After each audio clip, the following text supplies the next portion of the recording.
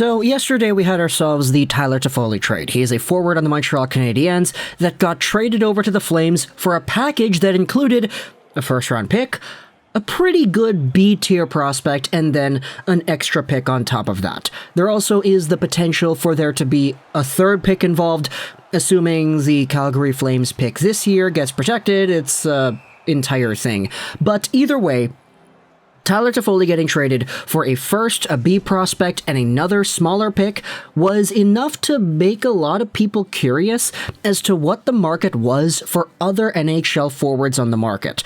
Toffoli is not necessarily the best guy in the world when it comes to available players, especially considering the circumstances of the Canadiens this year. However, a lot of people here in Vancouver were talking about this trade a ton too.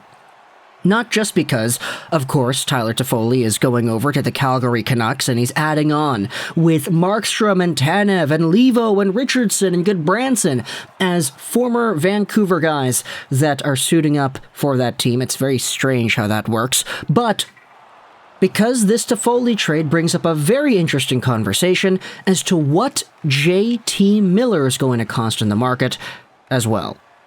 JT Miller, for all intents and purposes, is a better player than Toffoli.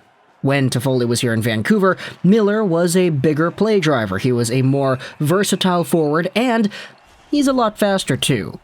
So, when it comes to what JT Miller is, plus the fact that he's got himself an extra year, all this stuff, the entire conversation with Miller and trades has gotten kind of big over the past 24 hours. This was kind of exemplified even more when Larry Brooks of the New York Post went onto Twitter and he had himself a thread. What we're going to be doing is reading about this and just kind of going over his opinion on the JT Miller trade update sphere. JT Miller's trade value increases only if an acquiring team wants to meet Vancouver's price. There is no law that says that the Rangers are now going to throw Schneider or Othman or Coyle into a deal just because Calgary may have overpaid for Toffoli. If the Canucks get greedy and do not move Miller, his trade value will diminish over the offseason when an acquiring team would get him for one playoff run rather than two. For me, I think if Drury has prioritized Miller, then Lundkvist and Chytil compromise a pretty good return. And yeah, this Twitter thread went out there and it kind of triggered a lot of Canucks fans in probably the best way possible. Firstly, the idea that Calgary overpaid for Toffoli, that kind of got a lot of Flames fans triggered in the comment section, or not the comment section, but the reply section as well. Okay, Tyler Toffoli last year was a 40-goal pace guy. He was on pace for 60-ish points. He's making a pretty good $4-something million cap hit, and he's got that for the next few years. If this guy is able to produce at the way that he was able to do last year for the next few years, this contract's a steal. He's playing with Sutter, who knows how to use this guy effectively. And what's the price for that? What's the price for a 30, 35-goal guy who could potentially get upwards of 50, 60 points? Is it a first-round pick, a B prospect, and an extra smaller pick? I mean, that's not really an overpayment per se, in my opinion at least, but Larry Brooks is going out there and labeling it so. He's also saying that Vancouver does not really have themselves the advantage here because the price for Miller only increases if another team wants to meet whatever it is Vancouver would be asking for. And the entire idea that Braden Schneider or Brendan Othman or Will Coyle would be seen as the extra piece, you know? Larry Brooks is making it seem like, oh, the Vancouver Canucks have this price for Miller. There's no way the Rangers are going to throw in Schneider or Brendan Othman or Will Coyle in that kind of deal. Excuse me, is Will Coyle in the same conversation as Braden Schneider? When you think about prospects and you think about the caliber of how good these guys are and how good they're going to be, do you see Will Coyle as a same caliber player as Braden Schneider? I'm sorry, but not really. At least in my opinion, if you are a Rangers fan, then tell me in the comments, is Will Coyle that kind of guy? Because to me, Will Coyle was a second-round guy that just so happened to be acquired from the draft pick that was traded for when the LA Kings got Lias Andersson.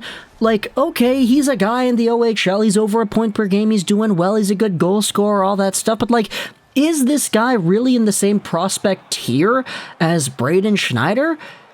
I don't really like the implication that that is so. The second point here, if the Canucks get greedy and don't move Miller, Miller's trade value will diminish. Well, I mean, there are other teams that are also involved in these discussions, right? Who's to say that if the Rangers sort of back out for now, it would make Miller less valuable as time goes on? Because it's not just the Rangers who are involved in these conversations. There are other teams. We have seen from NHL insiders that other teams want to talk about Miller.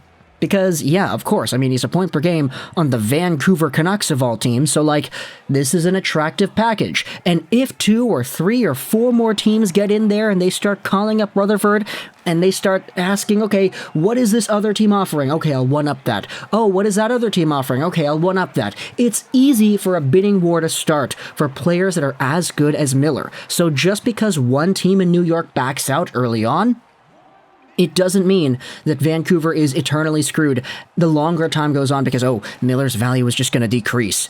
It really depends on the market. It really depends on what other teams see in this guy.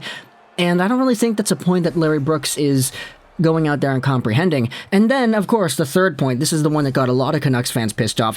If Drury has prioritized Miller, then Lundkvist and Chytil compromise a good return. Okay, Nils Lundkvist is a good prospect. I really do like the profile he has. It's just, for a lot of Canucks fans, immediately when you think about Rangers defense prospects that they want, Lundkvist is like the second guy behind Schneider, mostly because the Canucks need a right-handed guy instead. I know right-handed comes with a price, and Braden Schneider could be seen as more valuable than Lundkvist in a lot of Rangers fans' eyes, but Lundkvist and Chytil compromise a pretty good return. Have you not seen the other reports from NHL insiders? The price for Miller could be as high as the price for Chytil. First-round pick, prospect, and a roster player. If it's Lundkvist and Chytil coming back, then Vancouver hangs up the phone.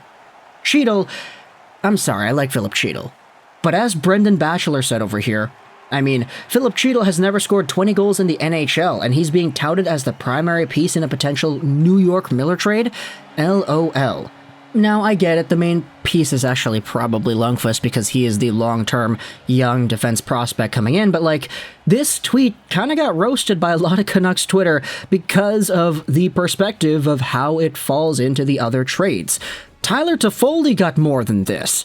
Tyler Toffoli, Emil Heineman, first-round pick, the fourth. This package is better than Chytil and Lundkvist, in my opinion, and for JT Miller, who is a significantly better player than Toffoli, like, sure, they might produce in the same realm once in a while, but, like, all around, I do think that JT Miller is the more effective, he is the more versatile, he is the more reliable player than Tyler Toffoli. Actually, no, Tyler Toffoli was really reliable. It's just that he was really slow, so I'm not really too sure where to stand on that front, but Miller, to me, is the better player by quite a significant margin, and Toffoli got a package that I think is better than what Brooks is proposing over here, so this is kind of why a lot of Canucks fans were going out there talking even more about the Rangers, because, of course, Larry Brooks is not just some bum, right? This guy's one of the main New York Rangers beat reporters, and he's got inside scoops as to what the team is thinking. So if this is sort of in the realm of what the New York Rangers might be considering in a Miller trade, Rutherford has all the cards. I mean, there was an interview done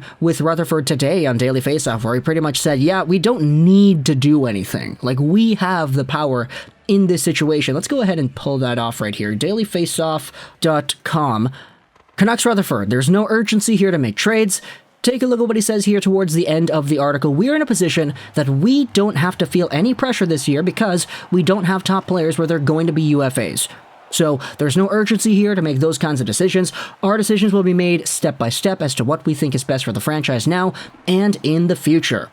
So, sorry Larry Brooks, but the Rangers scoop appears to be not good enough. Lundkvist and Chytil for Miller, yeah, doesn't really move the needle for me, to be honest. And I'll bite my words, I'll eat my tongue. No, I actually reversed that. No, it's I'll bite my tongue.